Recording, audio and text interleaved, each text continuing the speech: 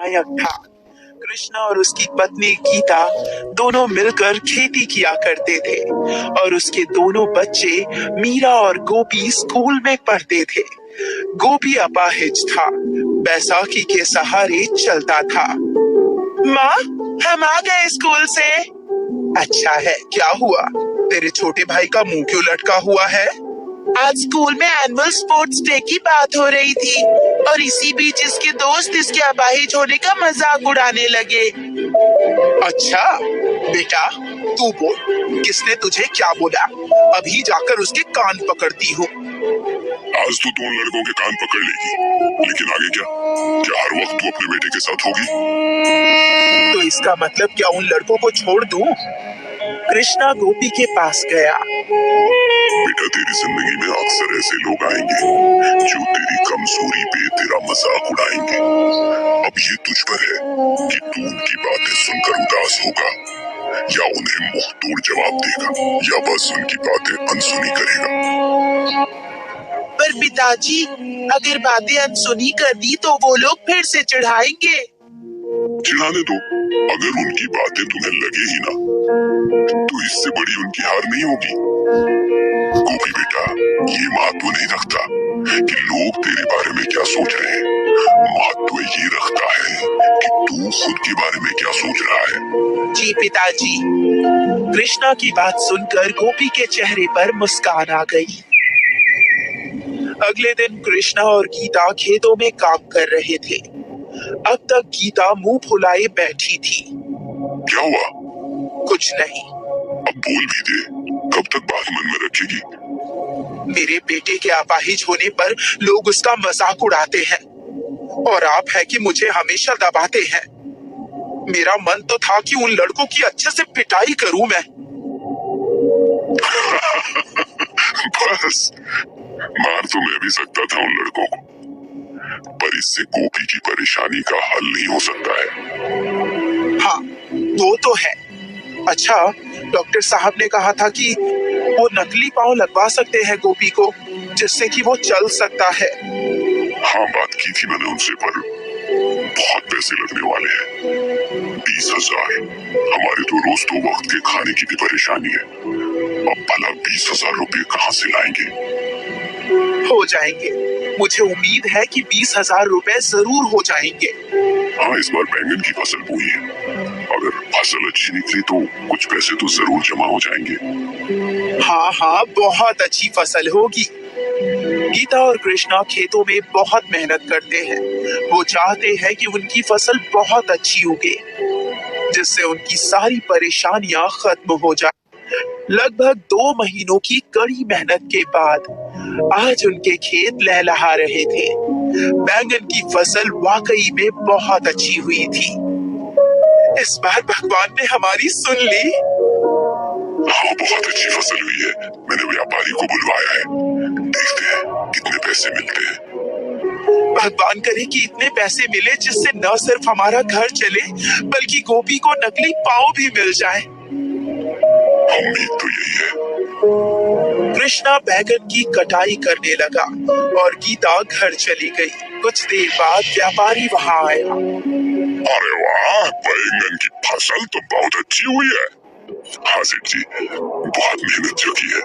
लगभग कितना किलो है बैगन? 100 किलो होंगे। ठीक है, अब बाजार में बैगन 10 रुपये किलो है। 100 किलो के 1,000 रुपये, बस इतना ही। अब जो दाम बाजार में चलेगा वही दूंगा ना। ये बैगन है भाई, सोना नहीं। पर ये तो बहुत कम है। देखो भाई, अगर तुम्हें जमता नहीं है तो बोलो, वरना गांव में बैंगन बेचने वालों की कोई कमी नहीं है। कृष्णा को व्यापारी का दाम बहुत कम लग रहा था। नहीं नहीं सेठ जी, मैं किसी और को बेच दूंगा। अच्छा, इसे तुम्हारी मर्जी। व्यापारी वहाँ से चला गया। कृष्णा मायूस होकर घर लौटा। क्या हुआ, व्यापारी नहीं आया क्या? आया था, पर कह रहा था बैंगन बस 10 रुपये किलो का दाम देगा। क्या? पर शहर के बाजार में तो बैंगन 40 रुपए किलो बिक रहे हैं। हाँ, पर ये व्यापारी बहुत कंजूस है, गरीब किसानों का खून चूसता रहता है। गांव के कई किसान इसे इसी दाम पे बैगन देते हैं, इसीलिए वो खून चूस रहा है। तो अब हम क्या करेंगे? पिताजी, आप बैंगन खुद शहर क्यों नहीं ले जाते? बेटा, उसके लिए भी पैसे लगेंगे। हमारे पास टेम्पो के भी पैसे नहीं है। तो आप क्या करोगे? कोई और व्यापारी है? नहीं है। तो क्या फायदा हुआ इतने सारे बैगन उगाकर? कुछ नहीं। पूरा परिवार मायूस हो गया। पर तभी गोपी बोल पड़ा, पिताजी, अगर हम ये बैगन कुछ दिन और रखें तो खराब हो जाएंगे। उससे अच्छा है कि हम इन बैगनों का भरता बनाकर पूरे गांव को खिलाएं। यहाँ खुद के खाने की समस्या है और तुम्हें गांव को दावत देनी है। वैसे गोपी ठीक तो कह रहा है। और गीता, तू बैगन का भरता कितना स्वादिष्ट बनाती है ना? हाँ माँ, कल बनाओ ना पूरे गांव के लिए। तुम सब पागल हो गए हो क्या? यह समस्या क्या है और तुम सब क्या बोल रहे हो? कभी कभार समस्या को भूलकर ही समस्या का समाधान होता है। तुम बनाओ बैगन का भरता पूरे गांव के लिए, हम सब तुम्हारी मदद करेंगे। ठीक है। अगले दिन गीता और उसका पूरा परिवार बैगन का भरता बनाने में जुट गया और मीरा पूरे गांव को दावत देने चली गई। अरे काका, आज हमारे घर बैगन के भरते की दावत है, आप जरूर आना। हाँ, आऊंगा भाई। मौसी, बैगन के भरते की दावत है, जरूर आना। हाँ, आती हूँ। जब तक मीरा गांव को दावत देकर घर लौटी, तब तक बैंगन का भरता तैयार था। अरे मीरा, अब तू फटाफट रोटियां बना, गांव वाले कभी भी आते होंगे। ठीक है माँ। कृष्णा का पूरा परिवार खाना बना रहा था और कुछ ही देर में खाना तैयार था और कुछ देर बाद गांव वाले आना शुरू हो गए। सब एक पंगत में बैठे थे। मीरा सबको बैगन का भरता और रोटी परोस रही थी। गांव वालों ने बैगन का भरता खाना शुरू किया। अरे वाह, क्या स्वाद है, मजा आ गया। हाँ दीदी, ऐसा बैगन का भरता तो पहले कभी नहीं खाया। बहुत ही स्वादिष्ट है, पर ये दावत है किस खुशी में कृष्णा? खुशी में नहीं, गम में। क्या मतलब? मैंने और मेरे परिवार ने 2 महीने मेहनत करके 100 किलो बैंगन उगाए थे, पर व्यापारी बैंगन का दाम 10 रुपये किलो दे रहा था। उससे क्या होगा? रखे रखे बैंगन खराब हो जाएंगे। इसीलिए सोचा इनका सही उपयोग करूं और कम से कम गांव वालों को एक बार स्वादिष्ट खाना खिलाऊं। सोच तो तुम्हारी बढ़िया है कृष्णा। मेरे पास तुम्हारे लिए एक सुझाव है। क्यों ना तुम सब मिलकर गांव में बैंगन का भरता ही बेचो। हाँ, बहुत बिकेगा। इतना स्वादिष्ट बैंगन का भरता तो कभी खाया ही नहीं है। क्या हम सच में ऐसा कर सकते हैं?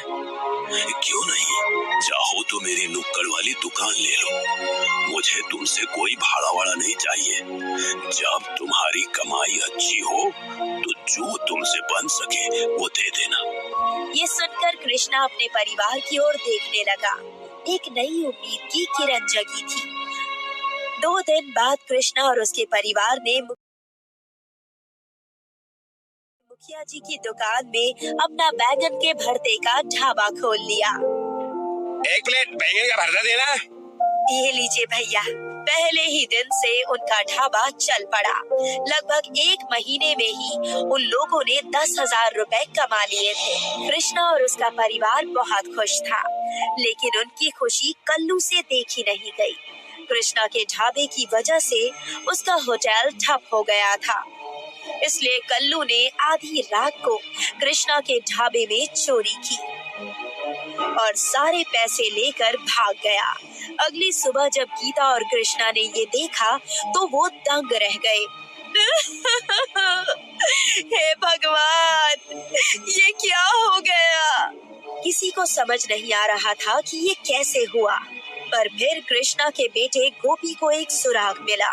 उसे एक चाबी मिली। पिताजी, ये चाबी जिस किसी की भी होगी उसने ही हमारे ढाबे में चोरी की है। कृष्णा ने वो चाबी मुखिया जी को दिखाई। शायद मैं जानता हूँ ये कौन है। चलो मेरे साथ। मुखिया जी सारे गांव वालों को कल्लू के होटल ले गए और उस चाबी से कल्लू के होटल का ताला खुल गया। मतलब कल्लू ने मेरी दुकान में चोरी की? हाँ।